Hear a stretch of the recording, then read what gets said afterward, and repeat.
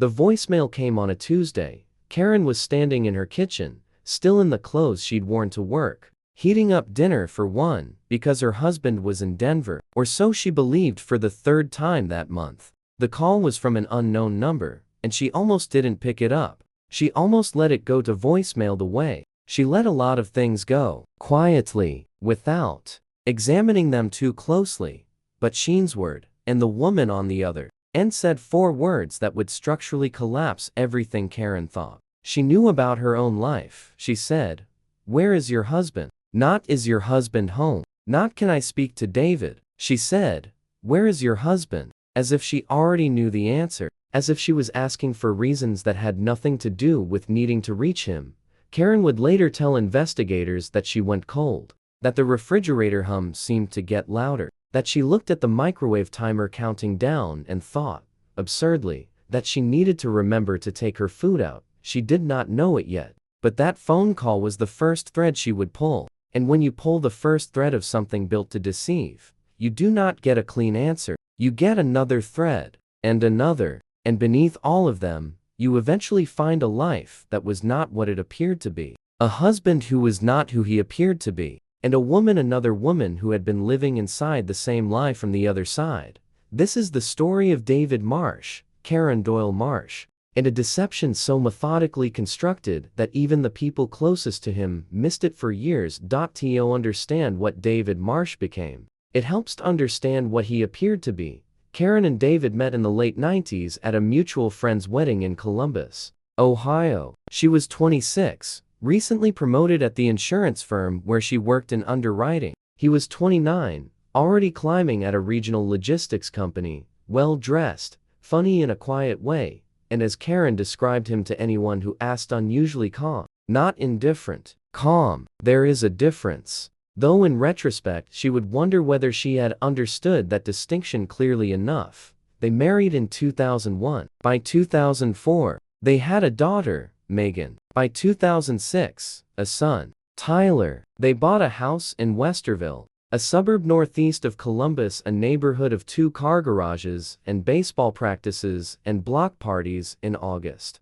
A neighborhood that asked nothing more of you than that you appear to be fine. By most accounts, Karen was more than fine. She was, by the telling of her friends and colleagues, one of those people who held things together through sheer organizational willpower. The school fundraisers ran on time because Karen ran them. The household ran on time because Karen ran it. She was the kind of person who, when her husband began traveling for work, simply absorbed the additional weight without much comment. Because that was who she was. David had joined a larger supply chain management company in 2007, and the new role required travel. This was not unusual. The company operated across 8 states. Clients needed face time. Industry conferences happened quarterly. None of it was remarkable. None of it triggered suspicion, because there was no reason for suspicion. He called when he was away. He brought back chocolates from the airport sometimes. He knew the names of the kids' teachers, came to the school plays, coached Tyler's soccer team on weekends. When he was home,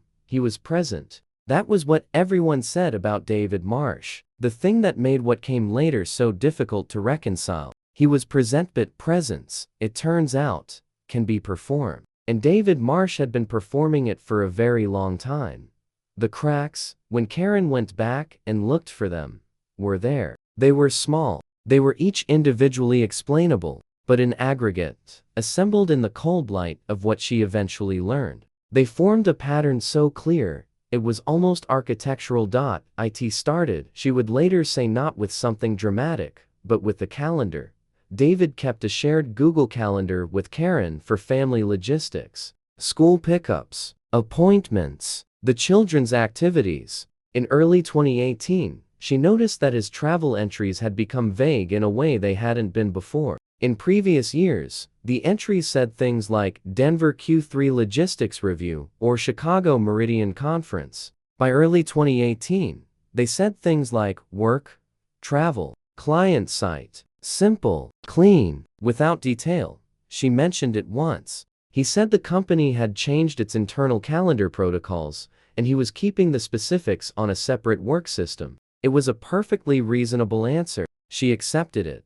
Around the same time, he got a second phone. He told her it was a company phone, issued because the IT department had migrated to a new communications platform and he needed a dedicated device for work systems. Again, reasonable. Again, she accepted it. He began paying for certain things in cash. Groceries sometimes. Gas. Small expenses that previously would have gone on the joint card. When she asked, he said he'd read an article about credit card data breaches and was being more careful. He said it lightly, with the easy humor of someone who doesn't feel accused. Each answer worked. That was the thing. Each individual answer worked because David was smart enough to always have an answer ready, and because Karen was not at this stage asking questions in order to catch someone. She was asking questions the way a busy person asks questions, quickly, while doing something else, willing to accept a reasonable explanation and move on. The woman who called on that Tuesday in October of 2018 had been asking questions too.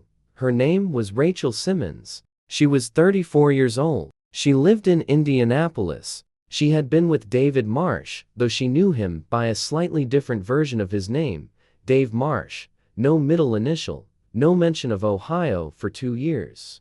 Rachel had a daughter. Her name was Lily. She was 14 months old at the time Karen received that phone call.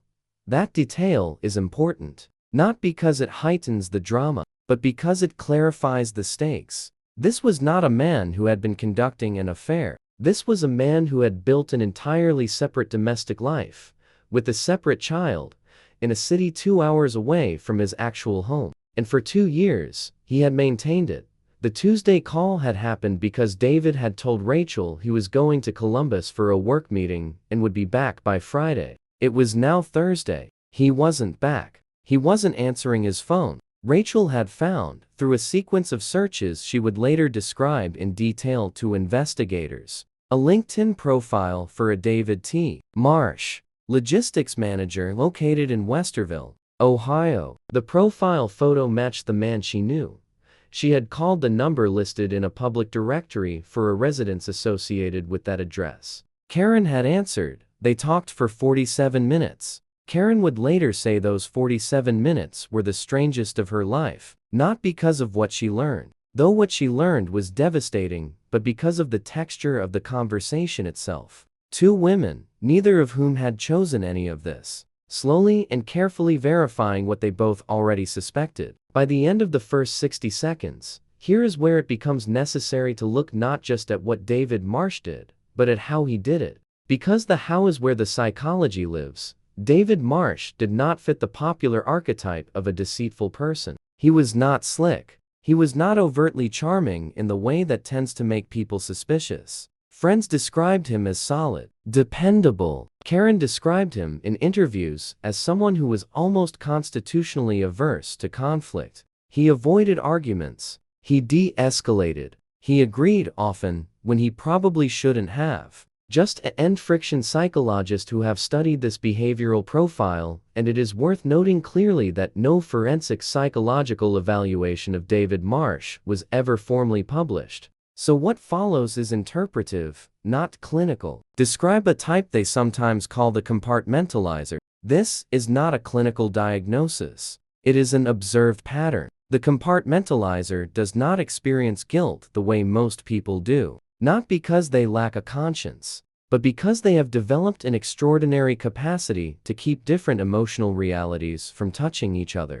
They do not lie constantly. They construct parallel truths, and they inhabit each one fully when they are inside it. By all available evidence, David Marsh was deeply present in both lives. He remembered Rachel's daughter's pediatric appointments. He helped plan the child's first birthday party remotely, from Columbus where he was, at the time, attending Tyler's soccer playoff. He texted Karen from Indianapolis, telling her the client dinner had run long. He texted Rachel from Columbus, telling her the flight was delayed. The logistical architecture required to sustain this was significant. He had, investigators would later confirm, separate email account, a P.O. box in Indianapolis registered under a variant of his name. A storage unit, also in Indianapolis, that contained a second set of clothing, personal items, and a laptop he used exclusively for his secondary life. He had given Rachel a contact number for his supervisor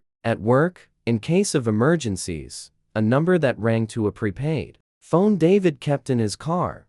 The level of forethought is what tends to stop people when they hear this story. It suggests not impulsivity, but deliberateness. It suggests someone who planned. And yet, the people who knew David Marsh did not describe someone who felt, to them, like a planner. They described someone casual, easy, someone who was fine with the game going to overtime, who didn't need to be in charge at parties, who could spend an entire Saturday doing yard work without complaint. There is a theory, and it is worth naming it clearly as a theory, that the double life itself was not the aberration, but the structure. That David Marsh, for reasons that would take years of examination even begin to address, required the psychological separation of two lives in order to feel fully present in either of them. That each life made the other one bearable. That without the secret, the ordinary would have felt like suffocation. This theory does not excuse anything, but it is worth understanding, because it explains something Karen struggled with for a long time.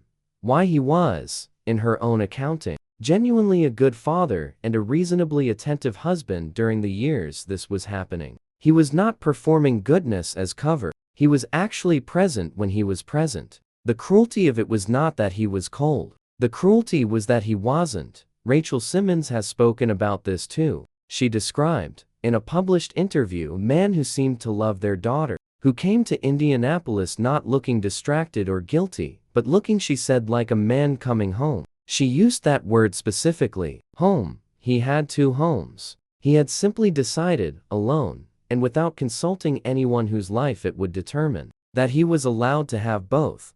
After Karen's call with Rachel, the immediate days were a controlled collapse. She did not call David. This is important. And it is also when you consider who Karen was entirely consistent. She was not a person who reacted without gathering information first. She sat with what Rachel had told her. She began, quietly and systematically, to look. She found the second email account because David had, 8 months earlier, briefly used the family computer to log in, and the browser had retained the autofill. It had been sitting in the drop-down menu the entire time, invisible only because no one had looked. The account was password protected, but the autofill remembered the password too. She did not access it immediately. She took a photograph of the screen with her phone and closed the browser. Then she called a divorce attorney. The attorney referred her to a private investigator, a former law enforcement officer named Greg Paulus, who had spent 15 years working financial fraud cases before going private. He told Karen, in their first meeting, that the evidentiary framework she would need depended on whether she wanted to understand what had happened or whether she wanted to litigate it. She told him she wanted both. Paulus spent 3 weeks gathering what he described, in a later deposition, as one of the more elaborately structured deceptions he had encountered outside of professional fraud cases. The storage unit in Indianapolis, the P.O. box, the prepaid phone. He documented the pattern of David's travel claims against credit card records, hotel loyalty program activity, and cell tower data obtained through legal process. The data showed that on 41 of David's 63 claimed business trips over the past 2 years, he had been in Indianapolis, not at any client site or conference venue his employer could verify. His employer, it turned out, had no record of requiring him to be in Indianapolis on any of those dates. This is where the investigation took an unexpected turn, because when Paulus began verifying David's employment records more carefully, he found something that introduced a new layer of complexity. David Marsh was not, technically, deceiving his employer about his whereabouts. He was managing his actual accounts remotely on those days, handling his workload by phone and email, and no one had noticed because his performance metrics were fine. He was not billing the company for travel. He wasn't taking. He was, in a perverse sense, being professionally responsible. He was lying to his wife about where he was, but he was doing his actual job. The absence of professional misconduct made the personal misconduct harder to litigate financially, and it made it harder to categorize. This was not embezzlement. It was not fraud in the legal sense. It was a man who had arranged his professional life to give himself cover for something his professional life had nothing to do with. The children did not know. Karen was certain of this, and investigators confirmed it. Megan was 14 at the time of the discovery. Tyler was 12. They knew their father traveled for work. They accepted it the way children accept the routine facts of their parents' lives. Neither had any reason to question it. What came next was the phase Karen described, in later accounts, as the most surreal. She knew. David did not know she knew. For 11 days after her conversation with Rachel, she continued living in the house with David, who had returned from Indianapolis, claiming he'd had car trouble on the way back from Denver, as though nothing had changed. She cooked dinner. She asked about his day. She sat across from him at the table and watched him move through the house with what appeared to be a clear conscience. She was not performing normalcy for his benefit. She was, as she described it, completing a process. She needed time to understand what she was going to do before she could afford to let him know she was going to do it. On the 11th day, she left. Karen did not confront David directly. She took the children to her sister's house in Dayton, and she had her attorney contact his attorney. David's reaction, documented in text messages that would later become part of the legal record, was not immediate denial. It was not rage. It was not the kind of explosive disintegrator you might expect from someone whose carefully constructed architecture had just been demolished. He went quiet. For 6 hours, there was nothing. Then, at 11:47 p.m., he sent Karen a text message. It said, "I don't know where to start. I'm sorry. Not this isn't what you think. Not I can explain. Just, I'm sorry." Which was, in its own way, a confession before anyone had formally asked for one.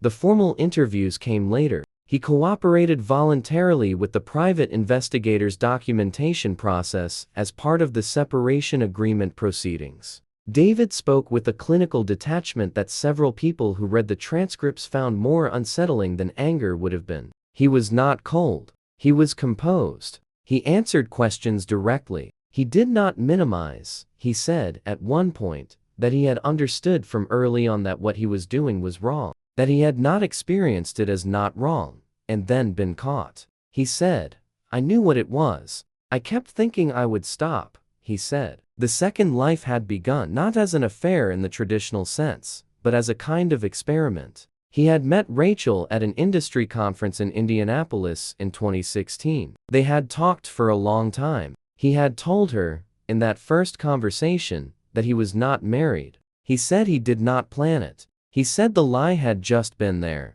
and he had used it. And then the next time they spoke, the lie had still been there, and using it again was easier than correcting it. That description, the lie just being there, is something worth sitting with, because it suggests a man who did not construct the deception from a blueprint. He slid into it. The architecture came later, built to protect a situation that had already established itself. The P.O. box and the storage unit and the prepaid phone were not the beginning of anything. They were the maintenance infrastructure for something that had begun simply, almost casually, with a man telling a woman he wasn't married. He did not explain, and investigators did not press him on the question of Lily, what he had thought when Rachel became pregnant, what he had decided in those months, whether he had considered telling the truth at any point during the pregnancy and chosen not to.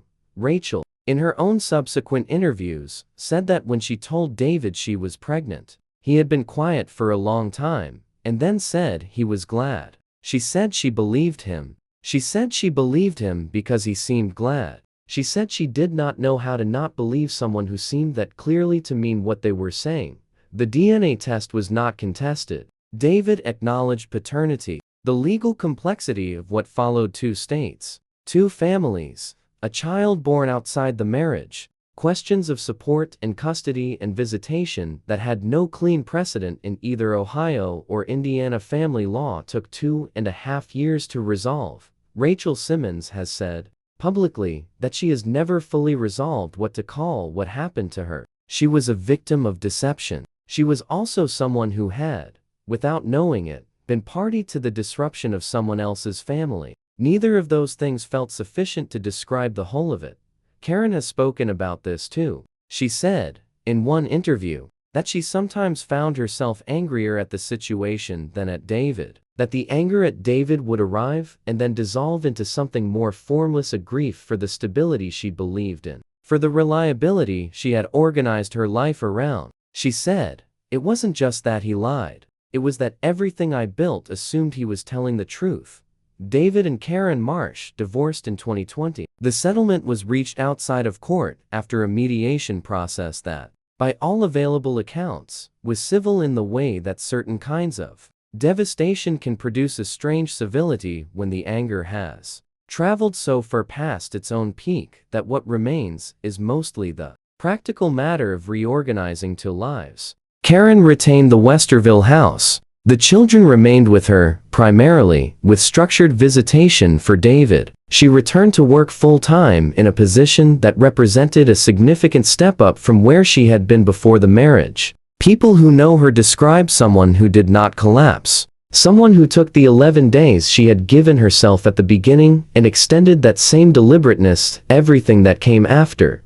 This is not the same as saying she was fine. She has been clear that she was not fine. She has spoken about the specific disorientation of having her own memory rewritten not by anything external, but by information. The holidays they spent together. The evenings he sat beside her on the couch. The times he said he loved her, and she had no reason to doubt it. Each of those memories is still real. They occurred, but their meaning shifted when the context shifted. And what she has described is less like discovering she had been deceived, and more like discovering that the ground she had been standing on was made of a different material than she had believed. She said, "I keep coming back to the facts that he was a good father, and I don't know what to do with that."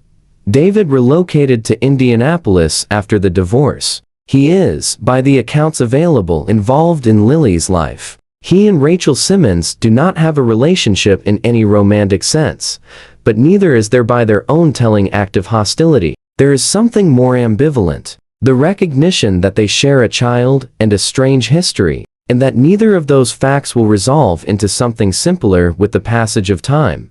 Rachel was asked, in one interview, whether she thought David had loved her. She was quiet for a long moment. Then she said, "I think he was capable of loving people. I don't think he was capable of letting that be enough." That answer, if you sit with it, is one of the more precise descriptions of a certain kind of psychological configuration. The person who loves genuinely, but loves in a way that doesn't translate into constraint, who feels real things and then does not allow those real things to determine behavior, who manages emotion without being governed by it. Whether this is a pathology or a character failure, or simply an extreme version of a tendency most people carry in smaller forms, that is not something that has been answered, or probably can be. What is clear is the damage. The damage is specific and measurable. Megan Marsh, who was 14 at the time of the discovery, has spoken about the experience of having the story of her family retroactively altered, about going through old photographs and experiencing them differently than she had before, about the specific anger of learning that the stable thing you had built your sense of the world around was not fake, exactly, because none of it was fake, but incomplete. Missing a dimension, a house with a hidden wing. Tyler, who was 12, has not spoken publicly. He was, by Karen's account, slower to process and slower to ask questions, and slower to arrive at any coherent feeling about it, which is not necessarily a worse response. It may simply be a different one. What this case illustrates, and it is worth being careful here, because no single case illustrates anything universal, is the particular architecture of long-term intimate deception. The deception that does not begin in malice. The deception that is not, at its root, about hatred for the deceived. The deception that is, in some sense, about the deceiver's own needs, their own incapacity for the full weight of a single life, and their solution to that incapacity, which is to secretly take on too.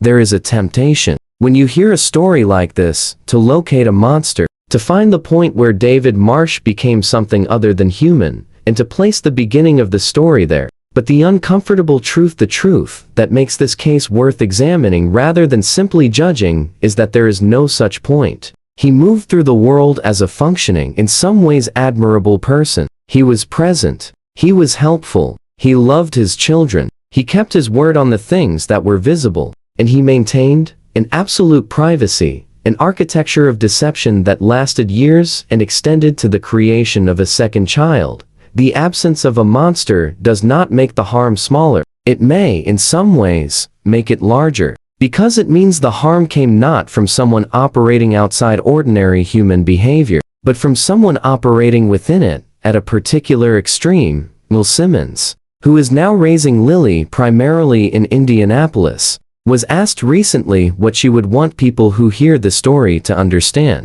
She said she thought most people, when they hear about a double life, imagine it as two separate lives that never touched. She said the reality was different. She said the lives touched constantly, just invisibly, and that the invisibility was not a side effect of the deception. It was the whole point of it. She said, he was always in both places at once. I just didn't know that's what I was looking at. Karen, when asked what she would want people to understand, said something that has stayed with a number of people who have heard her account. She said she would want people to understand that the relationship was not fake. She said this directly and with some force, as though she had been asked too many times to evaluate it that way. She said, what he and I had was real. What it was built on was not. There is a difference between those two things. Though it may take a long time to locate where that difference lives, cases like this one resist the clean resolution that this format sometimes promises. There is no moment of justice that rebalances the scale. There is no verdict that returns 2 years of memory to the people from whom they were taken. What there is instead is the slow, unglamorous work of reorganizing a life. Karen did it. Rachel is doing it. Megan and Tyler are somewhere in the middle of it. Even David Marsh is, presumably, doing some version of that work, though what that looks like from the inside is something only he can say. What is worth carrying from this case is not a lesson about how to catch someone lying, or a checklist of warning signs, or a theory about what kind of person does something like this. Those frameworks can be useful, but they tend to flatten the thing they are trying to explain. What is worth carrying is this. The people in this story were ordinary. They had ordinary jobs and ordinary houses, and ordinary worries about their kids, and ordinary evenings on the couch. The deception was not a symptom of something grotesque happening underneath. It was a decision or a series of decisions, each building on the last made by someone who looked, from every available angle, like an ordinary person. That is what makes it worth paying attention to. Not the betrayal itself, which is ancient and common, and will never stop happening, but the texture of it, the way it hid inside a life that looked exactly like any other life. The way Karen held that phone in her kitchen with the microwave timer running down and understood, in the space between one word and the next, that the floor of everything she knew had shifted. She put her food in the refrigerator that night. She didn't eat. She sat at the kitchen table until it was very late. And then she did what she always did when things needed to be organized. She made a list. She's been working through it ever since.